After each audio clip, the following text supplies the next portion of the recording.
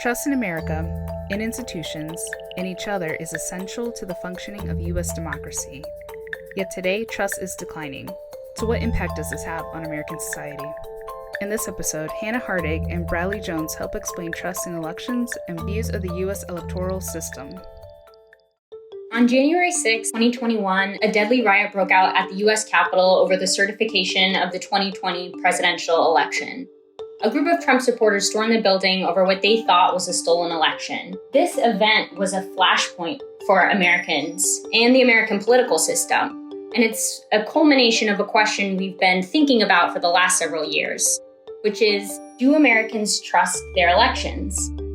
Right. And one of the key things to understand about the U.S. system is just how varied it is across the country and even within states, because elections are run and administered at a very local level, usually the county level. And that means that voters, even living in the same state, can experience elections in very different ways.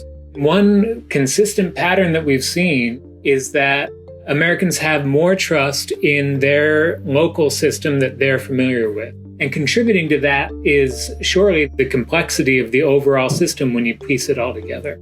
Another way that this dynamic happens in American elections is through vote method. So whether a person casts their ballot in person or by mail.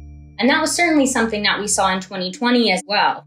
Typically, Americans go to polling places and cast their ballot in person, but some states expanded access to that vote by mail option in light of the global pandemic. And what you saw was that some Americans weren't necessarily experienced or familiar with that method of voting. People had slightly less confidence that votes cast by mail would be counted accurately. And another thing that we see is the winning and losing effect on elections. So what we mean by this is that we ask people whether they expect elections will be run and administered well, whether votes will be counted as cast. And we see that voters who supported the losing candidate in a particular election become less likely to say that elections were run well or that votes were counted accurately. And you see the opposite among voters who supported the winning candidate. So this is probably most clear when we look at the 2016 and 2020 elections and we look at Trump voters. So ahead of the 2016 election, much like the 2020 election, there was a lot of messaging coming out of the Trump campaign that there were likely going to be problems with the vote and that he wouldn't concede the election because it must have been fraud if he lost it. And so we saw ahead of both of those elections that Trump supporters, compared to supporters of the Democratic candidate, were substantially less confident in the process. When Trump won the 2016 election, his voters suddenly become much more confident in the process and say that the election was run well, and compared to what it looked like in 2020 when he lost the election. So how partisans evaluate their elections pull in different directions. Democrats think that there are hurdles to the voting process and election rules that make it more difficult for people to cast their ballots. Republicans think that expanding these rules and making it easier to vote would make elections less secure.